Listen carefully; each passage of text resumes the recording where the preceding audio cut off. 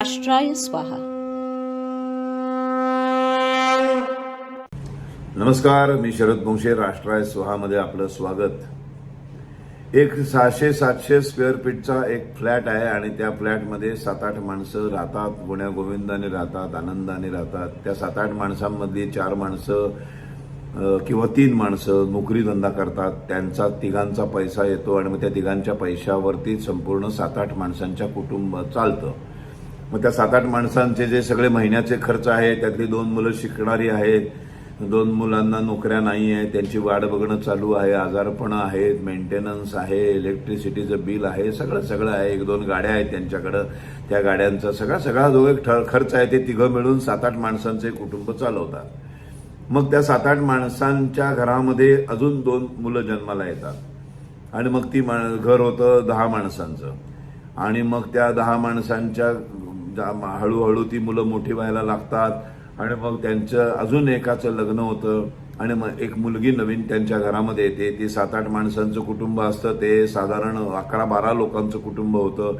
मग त्यांचं माणसं वाढत जातात, मुलं बाळं होत राहतात आणि मग ते साधारण 20-25 लोक त्या घरामध्ये राहतात आणि मग त्यांच्यामध्ये भांडणं सुरू होतात आणि मग ती 20-25 माणसं प्रॅक्टिकली 3 माणसं 20-25 माणसांना पोसू शकत नाहीत.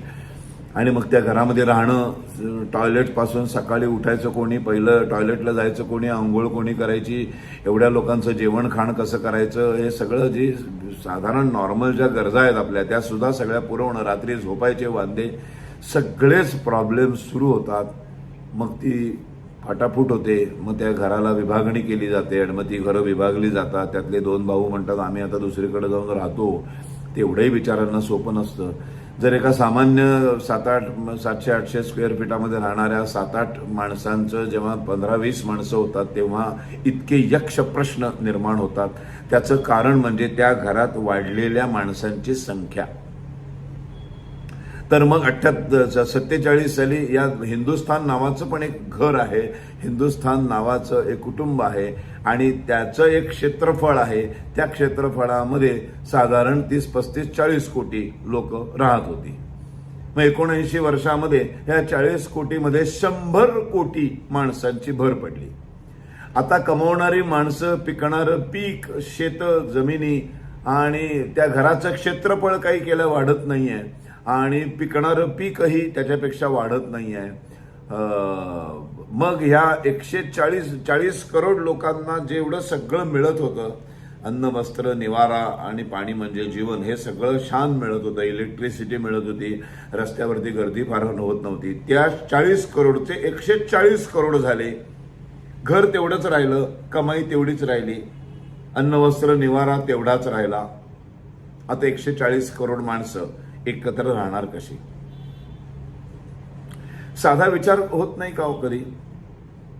म्हणजे 14 साली नरेंद्र मोदी आमचे पंतप्रधान असं म्हणायचे की 125-125 करोड का देश, मैं 125 करोड लोगों का प्रतिनिधित्व करता हूं, उनका सेवक हूं. आता त्यांची भाषा 140 करोड लोगों का, म्हणजे 11 वर्षातच एवढे वाढले. त्याच्या आधी 30-40 करोडवरनं आम्ही 125 करोडपर्यंत आलो. म्हणजे ह्या सगळ्याला आपण कसे पुरे पडणार?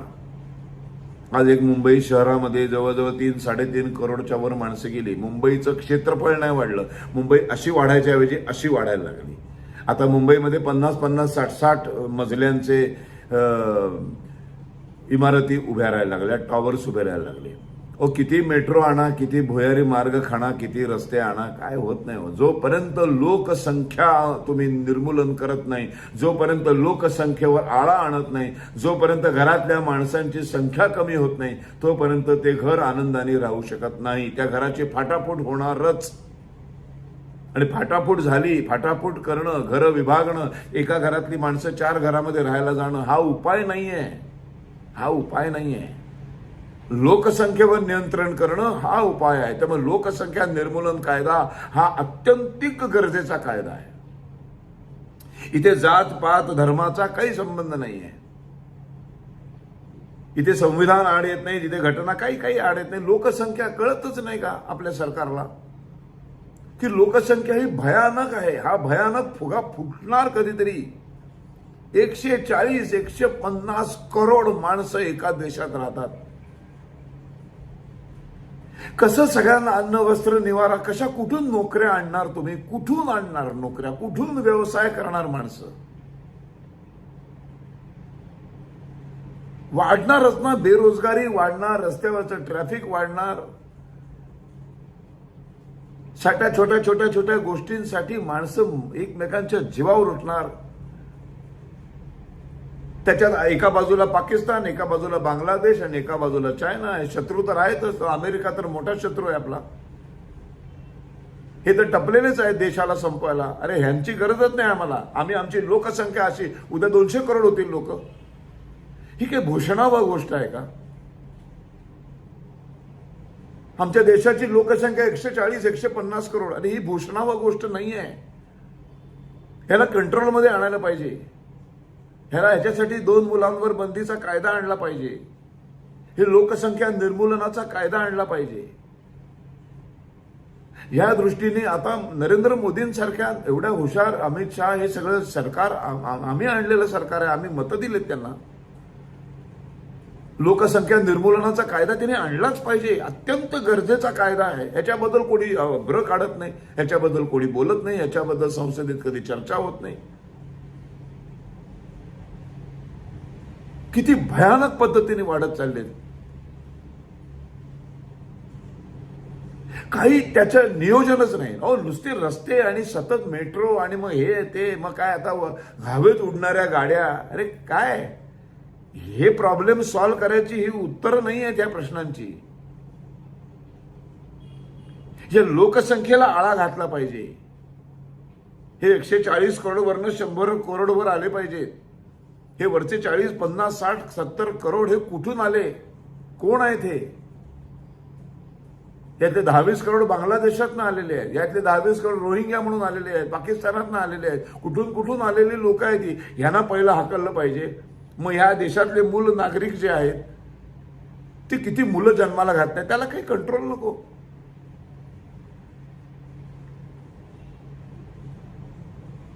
एकेका धर्माची पोरं पाळ चायला वाढतायत, एवढी कंट्रोलच नाही. इथे तुम्हाला म्हणून म्हटलं इथे जात धर्माचा काही प्रश्नच येत नाहीये. इथं देशाचं संसाधन जे आहेत किंवा देशाच्या मूलभूत सामान्य माणसाच्या गरजा आहेत त्या भागवण्याची प्रत्येक देशाची एक क्षमता आहे. तिजोरीमधला एक पैसा आहे, त्या पैशामध्ये सगळ्या योजना राबवायच्या आहेत. आणि सतत ही फुकट द्या, ह्यांना हे फुकट द्या, 1500 रुपये द्या, 2000 रुपये, हे उपाय नाही आहेत. हे लाडके भाऊ लाडक्या बहिणी वगैरे हे उपाय नव्हेत. फुकट देऊन कधीही सुटत नाहीत प्रश्न. फुकट देऊन एखाद्या निवडणुकीमध्ये 4 मतं मिळतात, निवडून येता तुम्ही एखाद्या वेळेला. ते सुद्धा एखाद्या वेळेला, प्रत्येक वेळेला ती ट्रिक चालत नाही. लोकसंख्या निर्मूलन कायदा ही आजच्या आपल्या देशाच्या सगळ्यात मोठी गरज आहे. सगळ्यात मोठी गरज आहे. त्याच्यानंतर समान नागरी कायद्याची गरज आहे.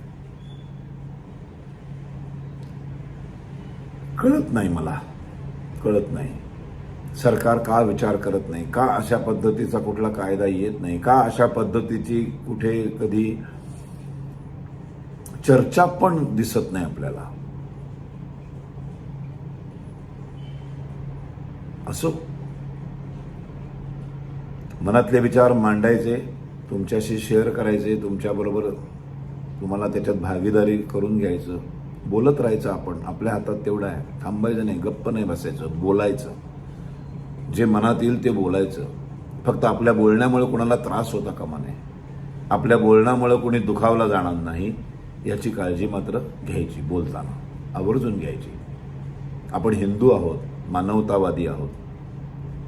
आपण समोरच्या माणसाशी, दगडाशी, पशूंशी, पक्ष्यांशी, डोंगरांशी, नद्यांशी, नाल्यांशी वर सगळ्यांवर प्रेम करणारे माणसं आहोत. पण या सगळ्यांचं हित बघणं आणि या हितासाठी काहीतरी रोकटोक बोलणं हे आपलं कर्तव्य आहे. सावरकर म्हणायचे ना, देहाकडून देवाकडे जाताना मध्ये देश लागतो आणि त्या देशाचं मी काहीतरी देणं लागतो. या देण्याच्या भावनेतून एक सामान्य माणूस म्हणून, एक सामान्य कलाकार म्हणून माझ्या मनात येतं ते मी बोलतो. म्हणून माझं राष्ट्राय स्वा हे चॅनल त्यासाठीच आहे, म्हणून हे बोलतो मी. लोकसंख्या निर्मूलन केल्याशिवाय देशाचं भलं होणार नाही असं मला वाटतं. तुम्हाला काय वाटतं? माझं बोलणं पटलं असेल तर पटलं म्हणून सांगा, पटलं नसेल तर का पटलं नाही तेही व्यवस्थित मांडा. आणि काही लोक आहेतच घाणेरडं बोलणारी, शिव्या देणारी, त्यांचं काही होऊ शकत नाही आयुष्यात, तेव्हा त्यांच्याकडे मी पूर्ण दुर्लक्ष करतो. असो, धन्यवाद. राष्ट्राय स्वाहा.